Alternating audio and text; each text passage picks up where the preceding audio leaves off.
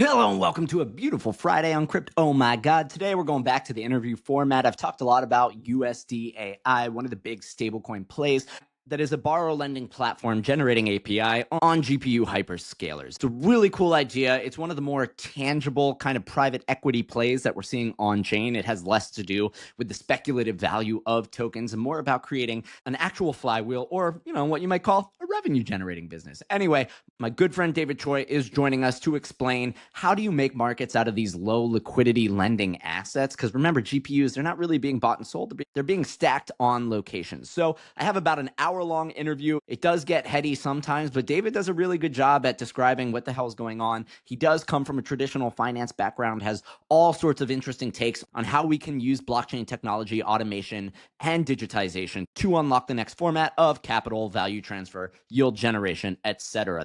They're one of the better hype projects right now around stable coins, which, as I discussed, are just so explosive these days. And anyway, let's hop right into it. It's a great conversation, and I'm going to put it up unedited. So enjoy, and if you have any further questions, put them in the comment, and I'll bring David back on, and we'll answer them for you.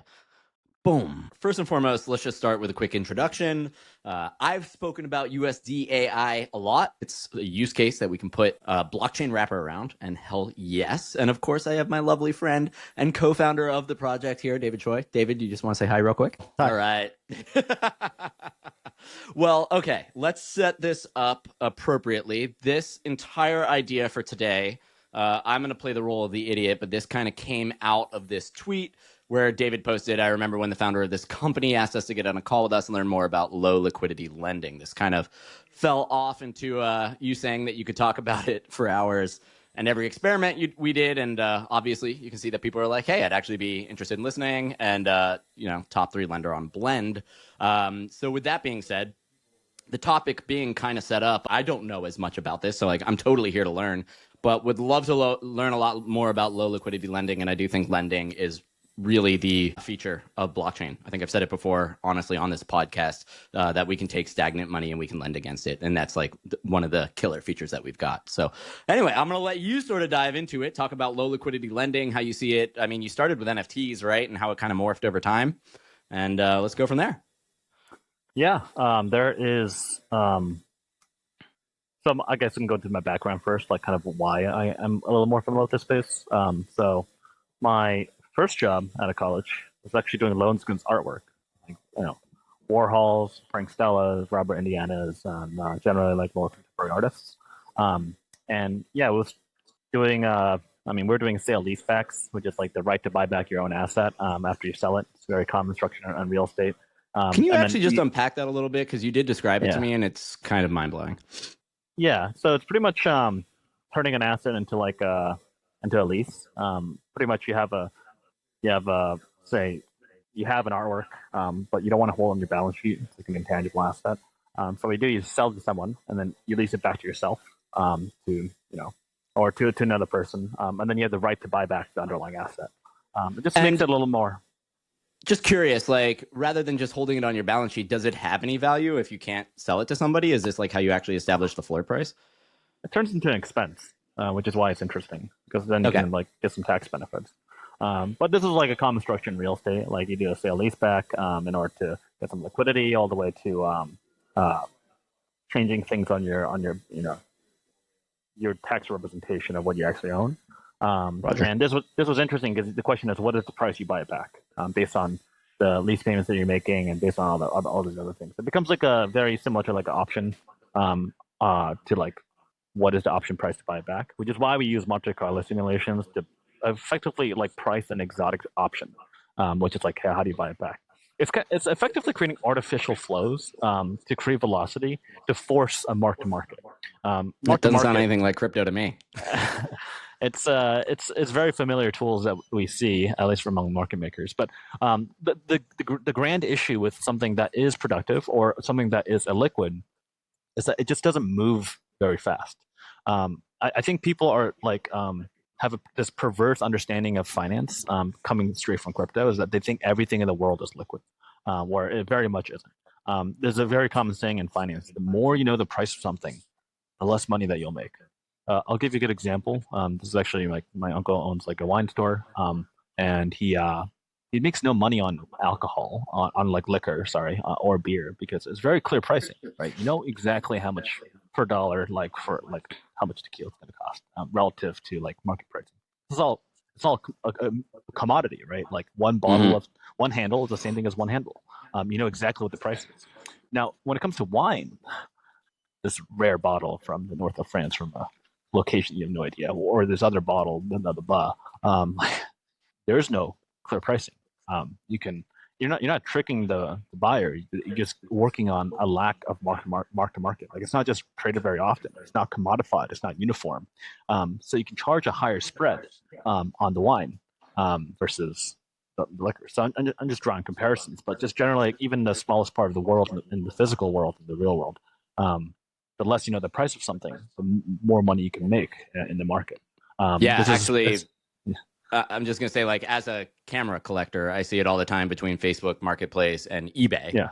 where they're like, "This is the price of the thing," and you're like, "But literally nobody's buying it." So, like, what are you pricing this as? And as a result, no, none of it moves. Generally, the most productive assets in the world are generally not a commodity. They're like maybe oil is very productive and stuff like that. But when it comes to houses, businesses, and this is why we segment TradFi as two markets really. There's the money markets, which is kind of liberal in terms of how you define it, but just something that are money and money like, and you're giving loans against money, and then the capital markets, and that's how you divide the entirety of well, an investment bank. So you Okay, have the capital markets, and this is actually there's nicknames for them. Back off. You call money markets back office. They're the guys you don't invite to drinks after work. excellent. They're forgettable. They're unproductive, and they're giving like. I mean, people would argue like if you're borrowing against Apple stock, that's still like capital because it's stock. But like really, you're a money market. You're giving loans against like money and money like assets. You're not productive. Like, oh, you give loans against Apple stock. Good job. You're saving the world. You're productive. No. Like yeah, drinks. No, don't worry about it. It's not happening. Then there's a front office who are the guys who actually go out there and do stuff that's far more interesting. You're underwriting a business, and then you're trying to figure out like, hey, should you give a loan against an office space? You have to analyze it. You have to figure out a range of valuations to see if it's worth giving money to based on the cash flows it's making. Because you're, and this is like finance 101 questions, which is like, hey, how do you value Apple Tree on a hill? You can look at the ways that you have seen previous valuations of other apple trees, or you look at how many apples it sells and how much an apple sells for, and you do a price valuation based on discounted cash flow, right? Like how many apples it generates over the years, and that's how you would value an underlying asset. And that's a lot more interesting because it's generating apples, so it creates this velocity of value. Now, this comes back to what I'm doing now, which is like I'm valuing what's the value of the GPU. Well, it depends how much compute it makes every year, and then you're discounting the value of the rental rates, or like this could be used for trailer parks or for houses, for businesses, or it's cash flows. Generally, one thing I like to say is like, how come there's no fixed price market in like fixed income? That's like one of the largest industries in derivatives and TradFi. This is a common thing you've seen it historically, like ElementFi. Like, how come people Yeah, don't do fixed? Yeah, like it's just and throwback. ElementFi shut down, right? Yeah, it's just like the question of like, do you need a fixed price, a fixed income industry in crypto? And usually, and this is variable to like an Aave style, like hey, yeah, floating. You don't really care if it's fluctuating in terms of borrow. The only time you ever really need a fixed income style, like a derivative instrument, like hey, this is like you're getting 5% for the next whatever number of years, is if you have a business that generates money. That's when you have productive businesses. That's when you actually have this. And you see all these signs in the wall like there is no productive activity that's happening on chain because there is no capital markets. There's very few. It's all speculative by nature. There's no businesses like that actually generate exogenous income, which Mm-hmm. makes you question like what exactly are the assets we're trading? Well, everything's a money market. It's not a capital market. So I went through a lot of divisions of how to like see the market, but generally that's how I view things, and that's why we originally built our first company, which was called MetaStreet, like Wall Street, but for the metaverse, to look at ways to like create capital markets for this industry. There's some other instances. If you divide the entirety of the crypto markets, there are a few capital markets. You get loans to market makers is a good one. So that's what the first DeFi capital markets that I've seen that is interesting, like AMMs all the way to actual market makers like Wintermute. Unfortunately, those are driven by speculation, right? Like they make money because of speculative natures of onchain. Vitalik is right. Ouroboros is a real thing, but money markets is Ouroboros. When somebody says they're DeFi money markets, it's not a compliment. it's a categorization of like what they are. That's why rates always decline in DeFi so fast. Sometimes there's arbitrage opportunities like Athena, but within a year it's arbed out because money moves at the speed of money, which is very, very fast. It's very commodified, uniform, and like the very shape of it, like it's like atoms. Yeah, and I imagine once you add programmability to it, I mean, you really so just increase that velocity. Yeah, yeah. There's no such thing as free money forever. And yeah, so like that's how I like that was like first principles of like why am I tackling this sector? And people have asked us like why do you keep trying for like many other commodities or collateral types? Anything that wasn't ERC20 was an interest to me. And we went through many iterations of our company to come to where we are. But it was our experience dealing with. I'll just go through the 13 pivots that we have. We did originally Axie loans. That was like the most interesting, but unfortunately, before we even did a V1, Axies blew up on the year that we launched, which was late 2021. NFTs, watches, like watch lending doesn't really exist as a market. That was the first time we did RWAs, gold bars, the PFPs, obviously, with the more commodity-like assets, all the way to Tesla battery chargers, to antennas, to nodes. Anyways, this goes on. Interesting. Okay. Looking at anything that doesn't have a price, because there's a lot of value to be made, because the more you don't know a price of something, the more money you can make. But yeah, this is just like high level how I've thought about the market from a first principles perspective. Yeah. All right. So in getting to low liquidity lending, and basically, I mean, this all kind of came out of Magic Eden, right? Which was they're coming out with these packs. And I guess this is what you were initially addressing, which is like collectibles and rarity traits. And cool. I mean, how are they not NFTs? I guess I don't really see the big difference here, but like, how are you looking at these things, and how do you see on-chain lending applying to all of this? I think it's best to, before we even create like primitives, it's best to understand the taxonomy of what the assets you're dealing with. I guess you can, so collectibles and non-cash flow generating assets are really just what they are, arts and collectibles, right? They're unproductive assets. They're just low liquidity, like artwork. End of the day, and they're not actually generating anything unless they're like it's like some form of like rental income, which might be done through like. And this is why art typically has very low LTVs. It's also why it's hard to structure long dated debt, because they don't generate cash flows. You're beholden to the theta value, like the value of the asset over theta. Like what is it? Actually, why would somebody buy this? And the answer is that they're vebbling goods. They're expensive assets because people think they're expensive.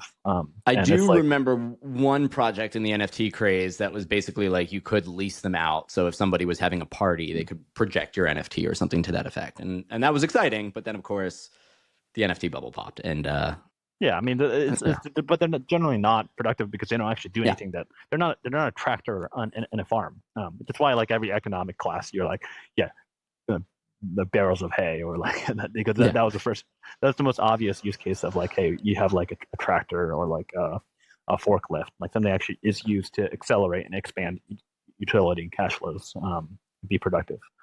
It becomes an asset that like becomes a proxy for increasing your productivity. So that has cash flows because people need it, people use it. You have cars, you have houses. It's like a list of asset-backed things, but the asset is a function of the cash flows it's used. Becomes like that's why like I look at the taxonomy, because what are you really lending to? Artworks, collectibles, it's not that different from ERC20 meme coin. It's the same thing. It's just like who's a greater fool? Not a fool, but like the next guy you would sell to. And because they believe that it's available, but there is no inherent value. People might point to like heritage value, cultural value, and all these other things that are ambiguous. And they might reference like, hey, what is the total expendable income? What's the total amount of marketing value? But like, let's be real. Community. Community, yeah. So like, My actual tweet was just like I've explained this product, and the founder was just kind of being a douche. That's like the main thing. I was like, yeah, thanks I know, for yeah. not joining call 3 times. Yeah, it was just more like, hey, how do you deal with low liquidity assets? And it goes back to DeFi. Like most of DeFi has an oracle. There's few instances where you don't need one, like swap, where it's an implied price, but it's also dealing with like um, very very liquid assets. Um, but if you can reinvent DeFi for this industry, and this is why NFTFi was interesting when we first started, and it's why you have a very large caliber of great talent that came out of NFTFi, because there's a great parameter set like problem, like with something that Aave couldn't really do. You can't shove an NFT through Aave because Aave requires a price, and Oracle requires volume, and volume implies that it's traded a lot, and it's all uniform. So just go down again. First principles, why you design things in certain ways. Oracles work very good if an asset trades billions and billions of dollars a day. Doesn't work great for real estate. You can actually do a very fast multiple calculation to compare two different assets. How much is an asset traded today? Under pretty much what's the value of the asset, and how much of assets are in the pool. This was actually seen in MakerDAO's like big liquidation in 2020, where MakerDAO had a lot of ETH, but the amount of volume that was traded on chain wasn't enough, right? If you're worth $1 billion, but you traded $1 million a day, how are you going to dump $1 billion if it's collateralized into $1 million liquidity? Yeah, I mean, impossible. This was like the problem of T0, all the early securities exchanges, right? You get a basket of people that buy into the asset, and then you're sitting around with 5 people, and you're like, "Do you want to buy this thing?" And it's like, "No, I already own it." Yeah. Like, do you want to buy mine? Do you want to buy mine? Do you want to buy mine? So it becomes a question: how do you repackage that risk? And in TradFi, the answer is that for assets specifically, you have asset-backed securities, which is specifically like mortgage-backed securities, which is effectively this process where somebody takes the underwriting process of an expected value of an asset, where this is external valuations, which is what precedents and comps are. Like, hey, how often is it traded? And this is what people think the value is, to what is the inherent value of something. So when it comes to like, how do you build markets that can give loans? You have to look at the inherent value versus the external value, and that's how you can start having this taxonomy, like I said, of like, hey, what has inherent value, which requires cash flows, to what doesn't have inherent values. Like most coins and currencies don't have values, but they have fast trading. So it's like a balance of both. So GPUs have cash flows. We were looking at other stuff. Gold doesn't really have cash flows. This is really like a commodity. It has to be treated like a commodity. That's why they cut it up in similar ways to make it as uniform as possible to trade volume. Thereby, you don't need inherent value of it, like most currencies. Yeah, that's how you can deal with low liquidity assets. Is that first off, you have to see what the inherent value is. Then you can create all these structures to enable the cutting of risk in order for more and more people to hold it. It's kind of like Milken era all the way to Fannie Mae. Like these were big events. Like 1920s Fannie Mae enabled U.S. housing to be scalable.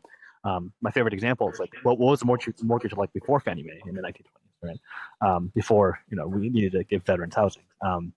Was 50% LTV loan, and that's the same thing as art, by the way. It's also 50% LTV loans, and the bank could call the loan anytime. Like, interesting. Oh yeah. Granted, the value was significantly less.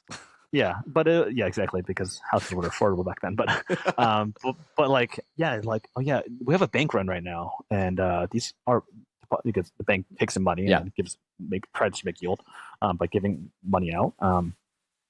And yeah, they're like, yeah, we need the money back now. Yeah, that's pretty brutal. And then you're out of a home.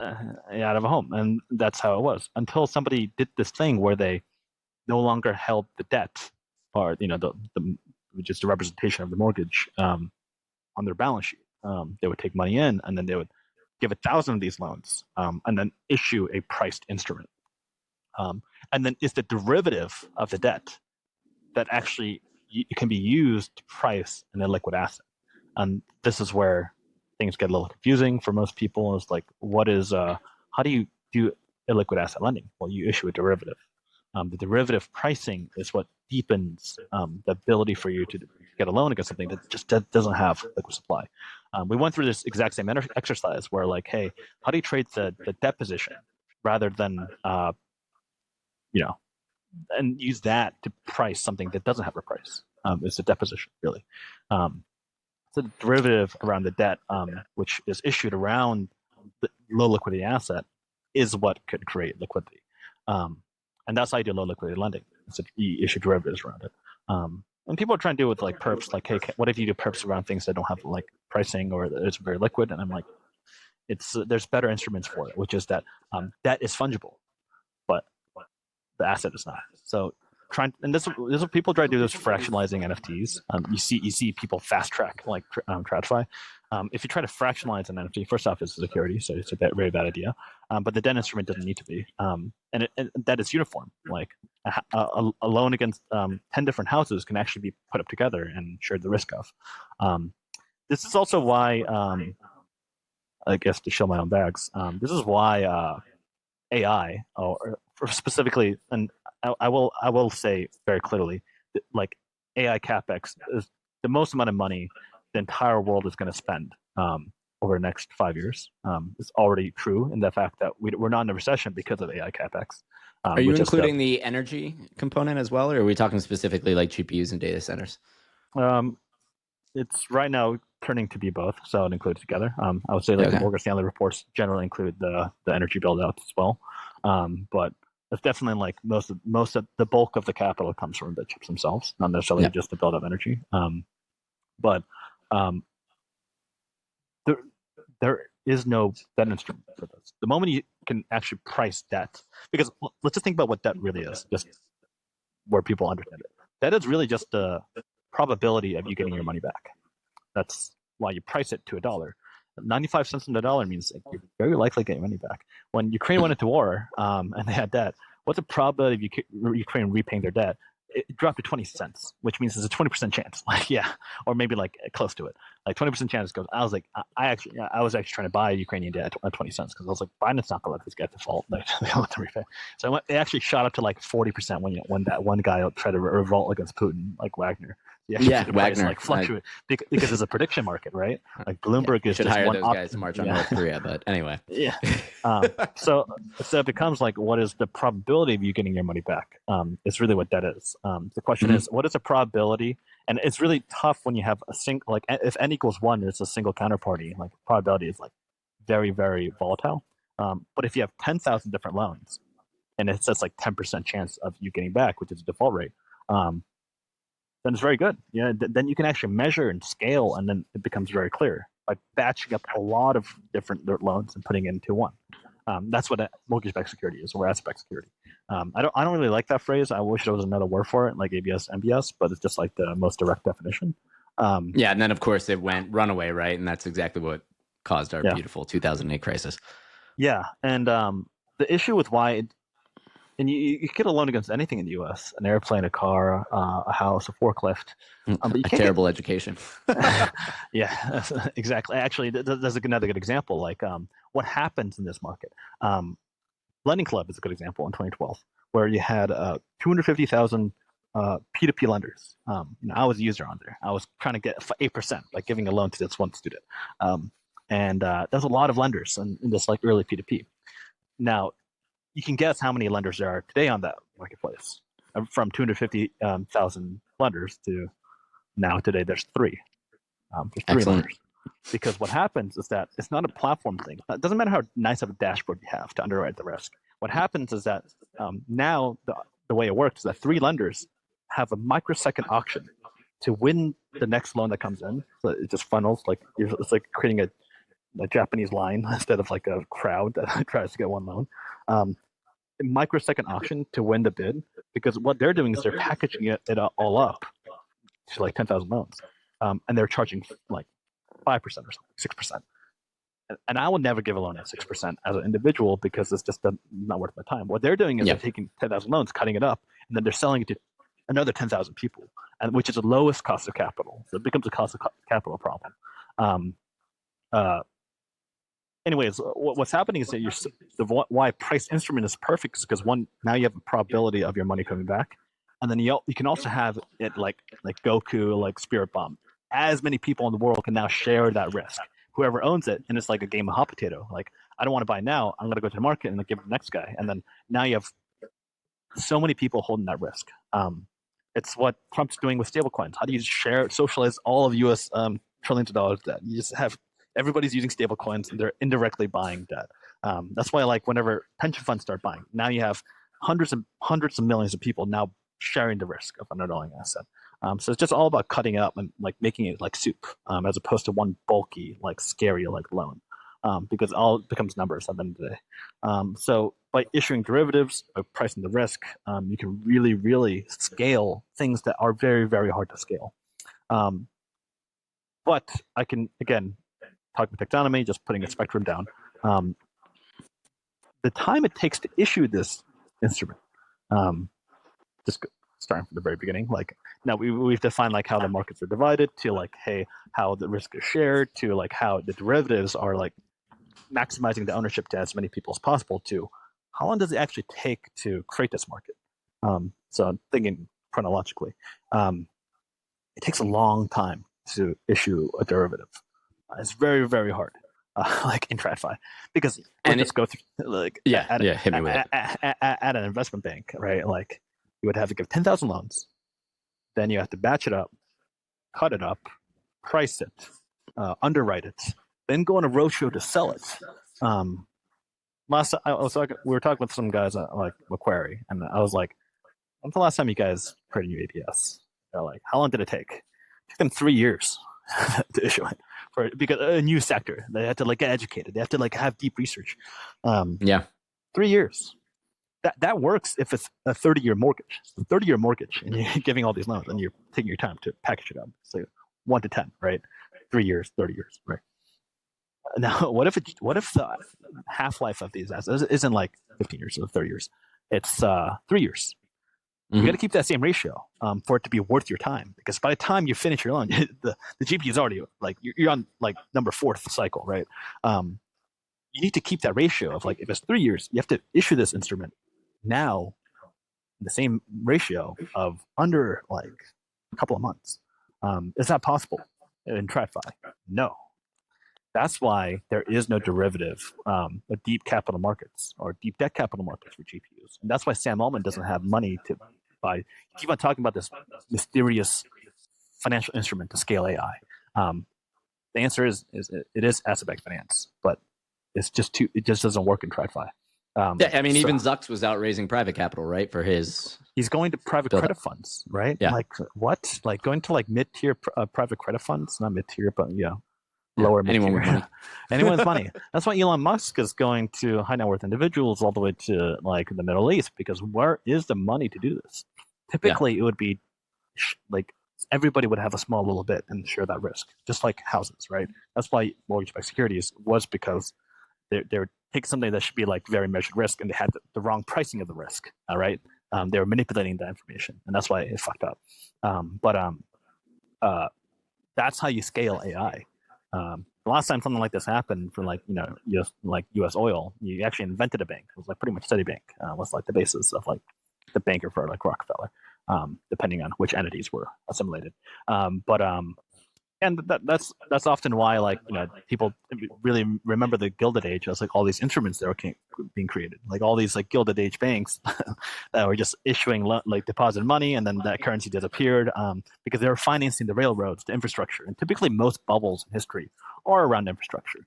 If you actually divide it up. And just like on that note, I mean, we're seeing Palmer Luckey and Peter Thiel come out with the Erebor, right? Because they're like, we want to be able to finance the stuff that we're into. Yeah. And the question is, what kind of loans are they giving? There's duration risk. Like if you're giving loans against businesses, it's very different from giving a loan against a hard asset because of liquidity profiles. Yeah, I guess like how I think about the market is that you can always like put a spectrum down and then just like narrow down like which how you move down, because then each one of those has its own spectrum, which is why I'm saying like money markets, capital markets, all the way down to like cash flows versus non-cash flows, all the way down to like all these other things. When you have the derivatives, but there's multiple layers of stacking of how you think about the market. But you only learn about this. Like I wasn't so much an expert on this stuff until I actually start doing these loans and just learning about each collateral type that we deal with. We learn something from. The first time we did a physical asset loan was actually watch lending. So we actually you can't really get a loan against a watch, but we figured out a way to increase the LTVs, so how much you can get against a watch by doing 100 watch loans with different prices.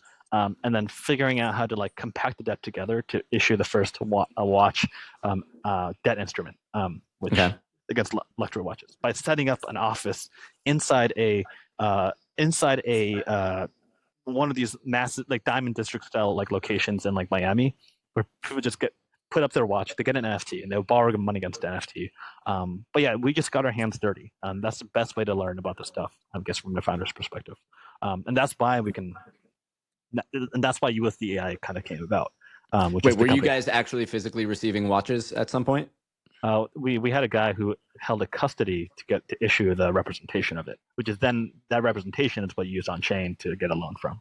Yes. Okay. Which is the same heuristic that we do for designing how data centers can represent their GPUs. Because what are you really borrowing against on our protocol? You're borrowing as a GPU, but is it a GPU receipt or is it a GPU like IOU? For us, we have some legal definition that's very, very specific called a warehouse receipt, or the custody solution, which is the data center, is actually the one that says like, yes, like we will not let anyone take this out of the location until they pay down or they give us the receipt back, which is actually how commodity financing works, all of trade finance works. Just to be clear, the warehouse receipt means that if they default on their debt, I can literally show up to the warehouse and take it.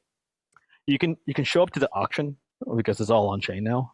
The receipt, and you can win it on the auction, and whoever has a receipt can go back and pick it up. But this is how like trade finance works, which is the basis of all global trade.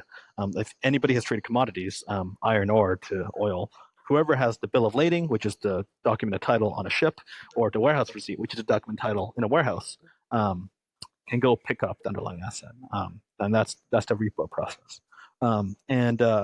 That is the basis of our legal structuring. We're actually innovating in this, and that we're the first ones in the world to actually classify a data center as a warehouse. It sounds really, really stupid, and that like, yeah, of course it's a rectangular box in the middle of fucking nowhere.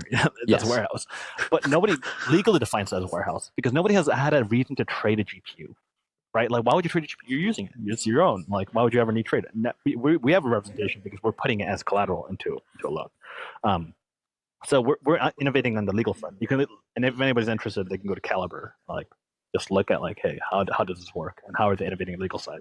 And then scaling the risk is something called Philo, and then scaling the redemption is QAV. So yeah, kind of went deep in terms of really understanding the underlying asset and dealing with its parameters. But the main innovation is that we've taken something that would normally take 3 years or a year, and we did it in one multi-call. And that's the beauty of like programmatic finance, is that process of cutting up. Normally you would have to batch it all up and then issue it. We've actually reversed it where it's already issued, and you just add it incrementally each time. So it's like stackable. So it doesn't take 3 years. It's not like speaking German where the verb is at the very end. Like it's like literally like it's perpetual. It starts at 1 and goes to infinity. It doesn't start at 85 cents and go to $1, which is how a bond normally works. It starts at 1, it goes on and on and on, like SUSE and Athena. It starts at 1, and next year it's going to be at like 1.15, and then after that it just keeps on going. It's a perpetual ABS that has a perpetual tender offer, so you can always redeem. We're evolving financial instruments so that it is just superior in every single way. And that's what AI needs in order to scale.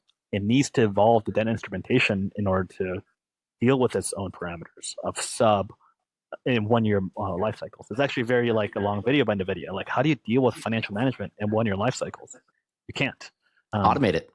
You have to automate it. You have to make it one multi-call, one click. All these transactions happen all at once. Cutting up debt all the way to you making it tradable and usable, and you get the yield distributed. Now, how do you do the pricing? Is it like depending on what the hardware is, and then times its like use and its life expectancy? So the pricing is a question of what is the price of these assets inherently, and there are a few ways of approaching it. But the answer is you have to force a mark to market. Mark to market just means how often it's traded and what's the volume every day, right? Like if an asset, a mark to market means that you're marking to a market price, a bid-ask spread. Like, oh yeah, what is a house worth? You go on Zillow and you see 3 prices from the last 5 years. That's 3 mark to markets. For us, how do you force a mark to market? How does that work? Well, what we do is that every 30 days is actually a principal repayment. You economically decide, hey, this GPU is worth $1 million, like a couple, like 4 servers or 3 servers or something. But I got a lower advanced rate, or I got like 650K against my million. Should I repay this debt? So it goes to 645 or 630 and 600 at that moment in time. It becomes an economic decision. Well, I put up 300K of a down payment, and then the rest is debt. But if I don't repay this, I lose all the money I put up with just 300K. Yeah, I should definitely repay this. Like I put up a lot of money, and it becomes more and more likely you repay because you put up so much money each time you repay. And that's a forced mark to market. You're making them decide every single time, every 30 days, when they do the repayment on the principal as well as interest. We have very high principal repayment because we are very pessimistic on the value of GPUs. People are like, yeah, you guys must like AI. I'm like, I actually think it's horrible assets. I think it's you should definitely not hold this asset to infinity. You should definitely repay it and de-risk as soon as possible. I'm pessimistic, aggressive, and impatient, I like to say. Yeah, great dating counterparty. But just like, yeah, don't you shouldn't be bullish on this stuff. You should be very. You call it a football field evaluations. The most bullish and the most bearish should be on the left side. Always very bearish. Now, I am curious, from a lender perspective, are they generating enough revenue that like 30 days is a valid period? That seems very quick to generate the capital and actually repay it. Yeah, the reason why we found this sector is because we're mining Tau with a H100, and we were like, just did some quick math. Like, how much am I paying? Because AI loves to hide how much you actually pay. Like, oh yeah, just $2 an hour. Nothing. Like, yeah, $2 an hour.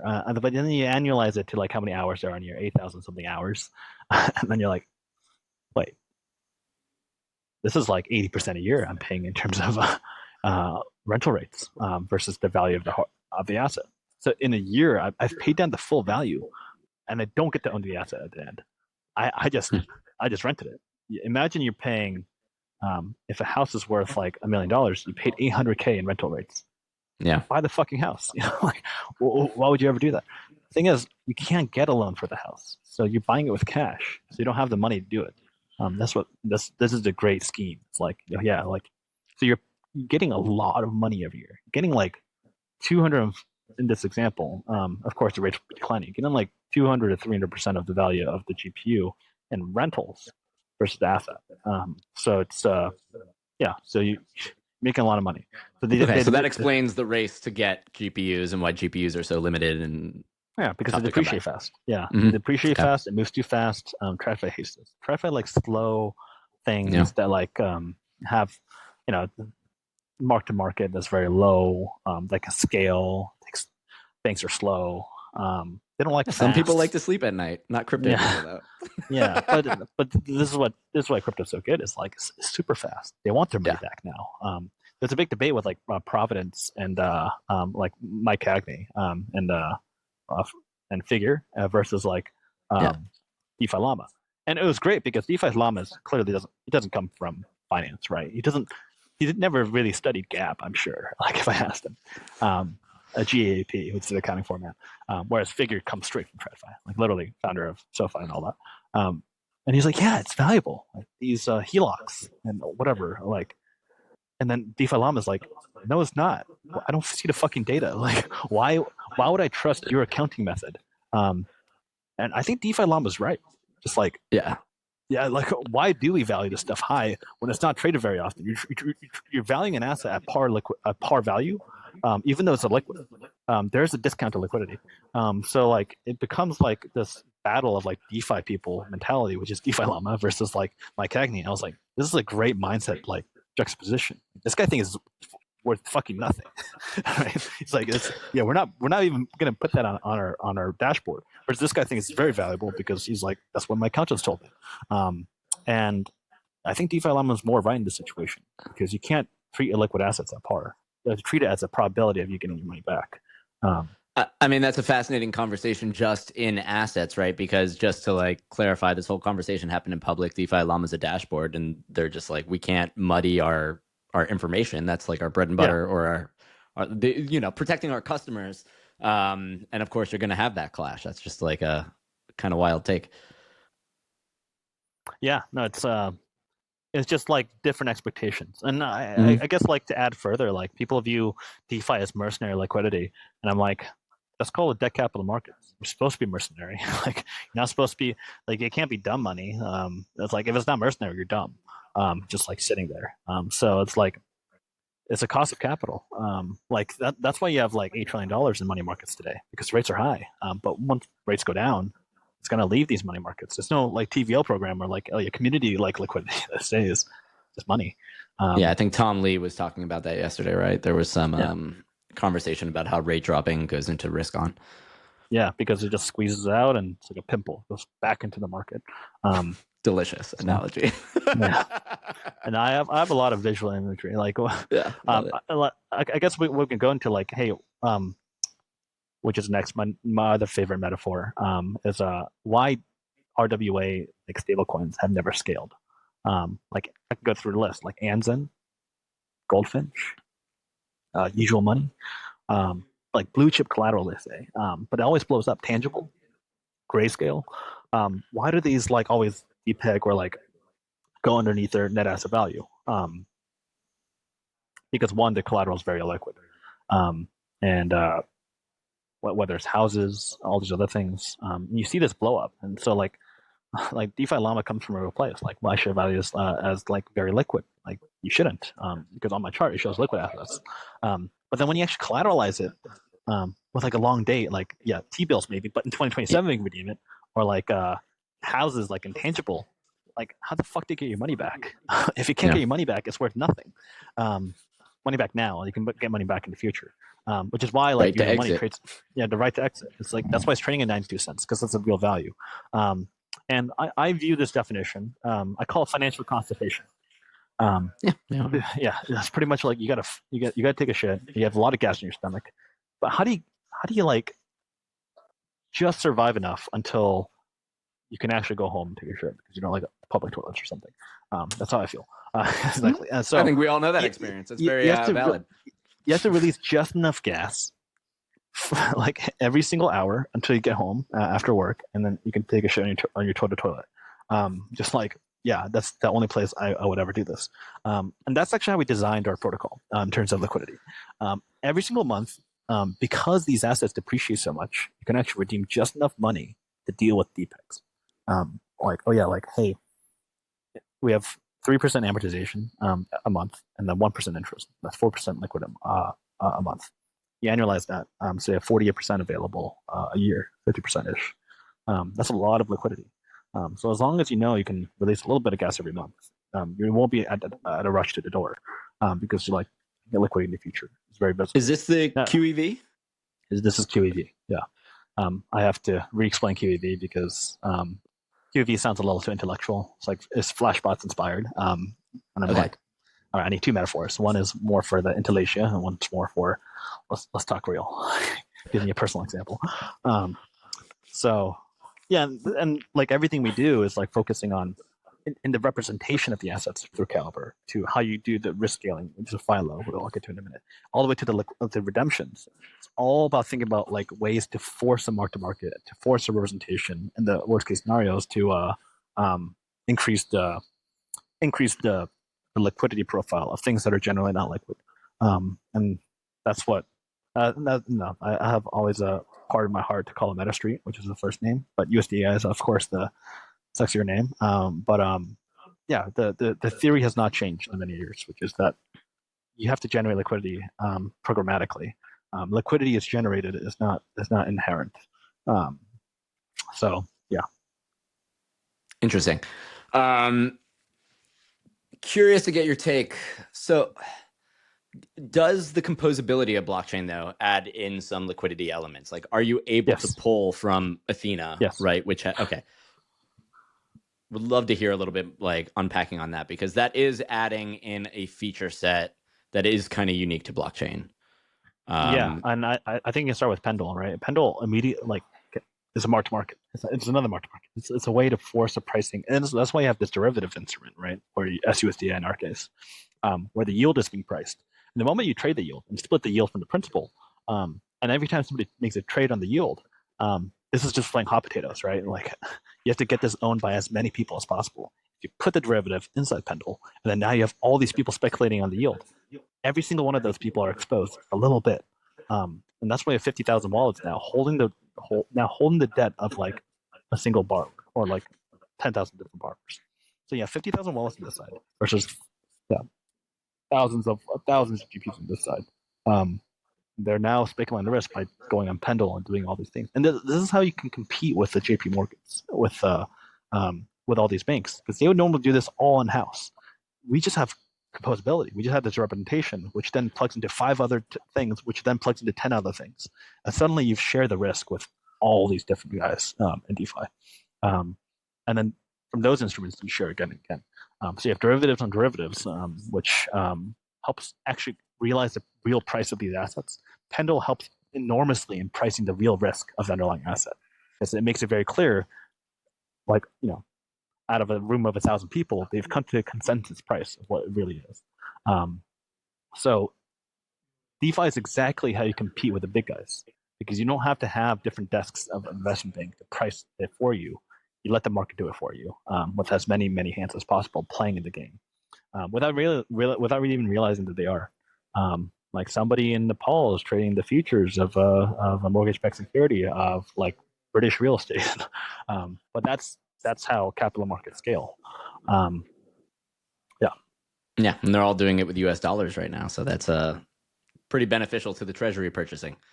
Yeah, which we're now like the 8th largest buyer or something. I forget what the stat is. I just read it yesterday, but crypto, yeah, it's huge. But do you see that risk builds just because there is so much latent stablecoin demand that's seeking anything, and that maybe there's like a compounding effect of not giving a fuck? There just isn't any yield on chain, and you have a lot of kind of like money markets. The thing I was talking about before. You have all this money that's sitting there, and you see this every like with stable all the way to like plasma. Like it's very dilutive, but the moment they see a yield that's good, they will put money in. This is why like Athena spends so much emissions to subsidize USDE, because as USDE then has a very good rate, and then that's what keeps them above, just high enough to be above the risk-free rate. So if it's 4% borrow, 7% yield, you can loop that again and again. So yeah, I think generally, I think we've had some success for USD.ai because they believe in the story of where the yield comes from and that the yield is real. And they're speculating on our governance token too, and on our ICO that we're going to have. But because they believe in the story, like this yield that sits outside of on-chain capital is good yield and is scalable. Well, talk to me about governance then, just for a second, because that is something that's usually for 100% code-based trading in assets, right? Generally looking at, let's say, Aave, for example. But you have origination, you do have these like physical components. How exactly, how do you give this all away and let the community run some decision making? Yeah, I think there's governance is interesting in many ways. You've seen stuff like, so for LIBOR all the way to Jerome Powell, like there is governance that plays into like the depth of the capital markets. But you also have stuff like Mark Zeller, who's like the reason why Aave is successful, right? People are like, Mark Zeller is like he's very like anal as a person, but that's a perfect credit committee. Like you're supposed to be like pessimistic. You're like, you have $80 billion behind you. Like you can't be liberal. Like you got to be extremely conservative. Yeah, fiduciary duty is on you. So they're a great. Yeah, so the governance, I think people get confused with like layer 2, layer 1 governance versus DeFi governance. DeFi governance that's really I think it really helps with the underwriting in ways that that like aligns principal agent problems very effectively. And principal agent is exactly why 2008 happened, right? And like you had guys were batching up debt that didn't care about the actual risk. And it's like one of my criticisms about Morpho and these other like alignment. Like our curator on our pools has a lot of deposits in the pool, like K3 Capital, like that. And that's when they're very aligned, and why we like working with them. So there's like a principal agent problem typically with the early governance, but we're organizing very quickly with these standards, like very similar to Dodd-Frank and Basel II. Like how do you align capital and interest together? But governance, coming back to it, can be way better on chain. And the ultimate goal with our governance is, of course, there's going to be a cash flow generation that happens as a result of the protocol that would exist agnostic to the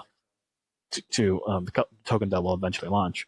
But the governance of the interest rate to scale the capex of AI is very powerful. Like, what is interest rate of artificial intelligence? We can galvanize that. We can become the interest rate of AI, and that's kind of like our slogan right now is the dollar that builds AI. Really, it's the interest rate of artificial intelligence. They're two sides of the same coin. Yeah, you just wait till everybody falls in love with their AI companion and they can't get away from it. And it's like, how do you, like, the cost of capital is like obviously a very ambiguous phrase to most people, but that's going to be like our primary number one use case. Like, how do you actually control the interest rate? Like, Jerome Powell is powerful, right? Like he does that controls all. And I think that's like I like to say the American dream is kind of a trap, because the moment you get into mortgage, you're subject to now the interest rate of the United States. Like, oh yeah, like you are now beholden, and everything you do is now under interest rate. Yeah, I couldn't agree more. I mean, but again, you're building this American dream based off a mortgage that was maybe 2x your yearly income versus now. Good luck. Yeah. So like the whole thing shifted. So I don't think there's anything more powerful than controlling the interest rate of the most important commodity in the world. And that's kind of like our positioning. What is the purpose of our governance token? Like, it is to control the interest rate of the commodity that will control sovereignties. Yep. Well then, okay, let's pivot a little bit to onboarding the origination, because I imagine these people that are warehouse builders are not necessarily crypto native or super crypto savvy, or maybe even hate crypto, because most people do. Just very curious to see what that process, or to hear from you what that process is like. Because I think you even said to me once, they were like, by the end, they were just like, why do I use a bank? Because stablecoins are fucking awesome. But yeah, how do you cross that? Our users never don't know how to use wallets when they first email us. We're doing the hard path of not doing business loans. We do it against the asset itself, and it's a new thing. It's a new primitive, even in TradFi. But our borrowers don't come from crypto, so that they don't know how to use the basic infrastructure. But we're doing this long process because, one, we're very pessimistic on these businesses, just generally. Like, we're not optimistic, rather. That's a better way of phrasing it. We're not pessimistic. We're not optimistic. We don't really care what they do. We just care about the collateral. Much like Aave, they don't care about your FICO score. They're not optimistic about your personal credit score. They only care about your collateral. So we're going with this very, very strenuous, long-staged, new and brutal process of establishing a new primitive to set a new standard and make things more efficient. We have to rewire how credit works, and that's done by, one, onboarding them to crypto. So the origination, God's work. and this is I guess being inspired by Zara all the way to Lido, right? Lido controls P2P validator, and all the way down to the distribution. And that's why they were a successful business. They had the vertical stack control, because the more you control the vertical stack, just basic business principles, the more pricing power you have in terms of fees and everything like that. So all of our origination doesn't come from a third party. It comes inherent to our protocol. The structuring, the origination, the structuring, the distribution is controlled by us, or rather the governance token holders. So that's how we, yes, we're taking the longer path of like originating directly with the borrowers. They're onboarded, they set up the wallets and all those other things. But at the same time, it's very sticky and it gives us great pricing power in the future. I think it's very like I always caution people that use like big names like Apollo, like and you rewrap products around them. They structured it off chain. They originated it off chain. What if they raise fees on you? Yeah, like 25 bips. It's 50 now. What the fuck are you going to do about it? You're fucked. So don't fall for the trap. Like build your own infrastructure from the ground up. Take the hard path. That's what we're doing. That's why our borrows are taking longer than normal, because like we're not just fitting it into some existing business loan and just being like a tranche in like an existing like big loan against the business. We're reinventing and rewiring credit to be more efficient. It's a longer path, but it's definitely stickier, and I think it gives us a real moat. Well, it's totally valid. I mean, you just said, what do you do if they raise it on you? And it's a complete attack vector, right? If we Yes. are going to flip in the banks, why would they not try to lock you into something? And then once they have their own product, just, pull the rug out from under you. It's Yeah, just like that. time. It's like that Black Mirror episode about like subscribing to make sure you're still alive. I'm not sure if you saw that episode, but yeah, it's like they it's also Repo Man. They'll take your organs. Yeah, they take your organs, take your brain. Shit out of luck without that kidney. Yeah. So yeah, that's how we think about our go-to-market. It's a little more brutal. It's a little more honest. But it's definitely how we build them out. Somebody has to dig the ground. So. Interesting. And what is your take then? So clearly there's so many stable coins, like raising the caps is what everybody asks you because they want this productive yield. Yet there's only so many GPUs that y'all can go out and source. Like, how do you kind of balance this demand and flow? Do you fear that if you don't raise the caps, you become stagnant? Like, how do you look at this? It's not about how many GPUs you can source. It's more about how fast we can onboard it. There's an infinite amount of capital need, right? Trillions. Literally trillions, not like meme trillions, but actual trillions that need to be deployed in order to satiate the demands of AI. And there's a question of how fast we can do it, because typically these orders can take after negotiation, which is its own process. But the actual closing time of like, hey, you put in the purchase order, it's manufactured in Taiwan, all the way shipped to like the location and installed. It's just laws of physics. It can take 6 to 8 weeks if you're super efficient. And like, we honestly didn't expect the success that we had in terms of deposits. It's a lot more money. There are diseconomies of scale when it comes to like deploying the capital. But again, it's stickier because this economy is right now. We're trying to make it at least 1-to-1 capital efficiency, where like you actually deploy the GPUs very efficiently, but it's a lot safer, and that's why this origination thing, like I said, is very different from just giving a business loan to actually installing a data center, tokenizing, and borrowing against it. It just takes long, and I don't want to raise. I'm not interested in like having a TVL number that's sexy. I'm interested in like making a business work, and that's why we have caps. It helps control growth.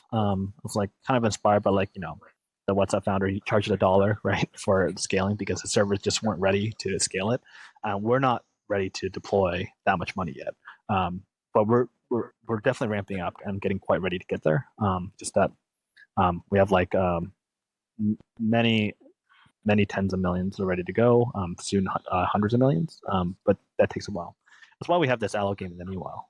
It's kind of like it's buying us some time to really demonstrate that the business is real before we decentralize. So we're not. I was asked that in 2049 like probably 5 times a day, like how many raising caps. I'm like, your farming is great. If you're early, I appreciate that you believe in me, and that's why we are rewarding them. But my priority is making sure that the capital is deployed and our business is in fact functional. That's my priority. So it's product.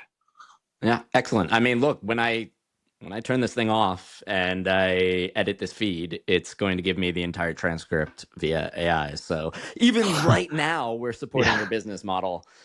And that's obviously only going to explode through the roof as just like everything begins to hit us. Yeah. If you were to spend like, and not just text-based like AI. So I can change my voice. I can do avatar stuff. It's like utterly amazing. I mean, I come from traditional filmmaking on actually silver halide, and now I can be like, oh, I said the wrong word. Let me bang it in there and just like change my voice. So it's pretty deep.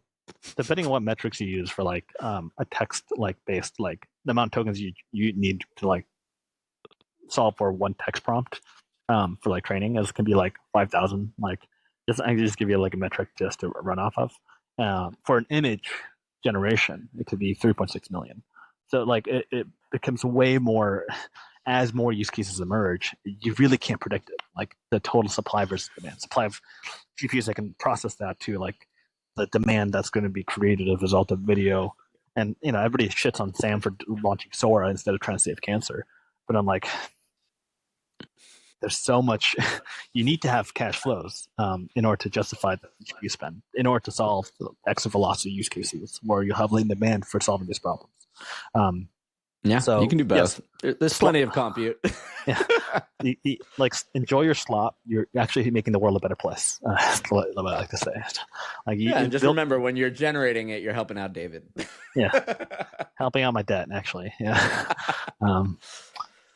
yeah, falling in line with interest rate. But very cool. All right. Well, dude, look, we're at like an hour now. I think there's only like so much downloading that people can do. Are there any like sign off notes that you want to hit before we say our goodbyes? Yeah, I mean, follow us at USDAI.official. I mean, underscore official. Sorry, USDAI underscore official on our Twitter, as well as our website, USD.ai. We have many ways you can actually play the game today, whether it's like on Pendle, speculating on the on our YTs, or like trying to earn yield, all the way to our next uncaps, which is probably happening in a few weeks, and just playing the game in terms of learning more about our protocol. I always recommend people to have a little bit of ownership in order to understand how it exactly works. But I just want users to be thoughtful about like what's next for DeFi, and I think DeFi is really good at using money to scale stuff. Right, that's what finance is. And the only thing that's worth scaling in the world today isn't real estate. It's already a very developed capital markets. It's not whatever dog shit RWAs you're trying to save. Like, don't be like some pioneer, save the world, save Africa college pipe dream, or emerging markets. Look at where the world's going today, and the answer is artificial intelligence. And how do we scale it? We have our own methods for scaling it, and maybe they bind to the vision, depending on what I talked about today. Yeah, I'm just going to toss in here, like, you know, you're living in an inflationary environment. If you happen to be a non-crypto user and listening to this, like, and you got some dollars in your bank account, try getting some stable coins and trying USD.ai, because it is a very clear way to understand a value prop without, like, you know, getting into the speculative dog shit game. But yeah, straightforward. Yeah. Trying to solve something that TradFi can't solve. Correct. I know it's a weird thing to say, but that is our path to PMF. Yeah, and look, like, we all live in an internet-based world. This is an internet-based business built on top of internet-based monies for now internet-based souls. So I don't know. Feels like it aligns to me.